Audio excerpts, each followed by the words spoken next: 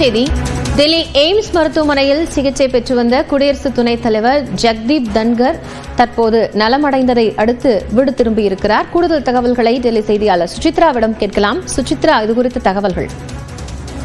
கடந்த 9ஆம் தேதி நெஞ்சுவலி காரணமாக டெல்லியுடைய எய்ம்ஸ் மருத்துவமனையில் அனுமதிக்கப்பட்ட துணை குடியரசுத் தலைவர் ஜெகதீப் தன்கர் தற்பொழுது உடல்நலம் பெற்று வீடு திரும்பியுள்ளதாக எய்ம்ஸ் நிர்வாகமானது அறிவித்துள்ளது.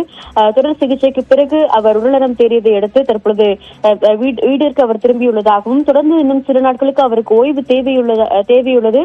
அதன்படி அவருக்கான அந்த ஒரு மருந்துகளும் அளிக்கப்பட்டுள்ளது என்ற ஒரு தகவலை எய்ம்ஸ் நிர்வாகமானது அதிகாரப்பூர்வமாக தெரிவித்தது. தொடர்ந்து 3 நாட்களுக்கும் மேலாக அவர் அப்சர்வேஷன் வைக்கப்பட்டு அவருக்கு தேவையான சிகிச்சைகள் என்பது முழுமையாக வழங்கப்பட்டுள்ள நிலையில் அவர் உடல்நலம் தேறியுள்ளதாகவும், அதனை அடுத்து தற்பொழுது இன்று காலை அவர் வீடு திரும்பியுள்ளார் என்ற ஒரு அதிகாரப்பூர்வ தகவலை டெல்லி எய்ம்ஸ் நிர்வாகமானது அறிவித்துள்ளது.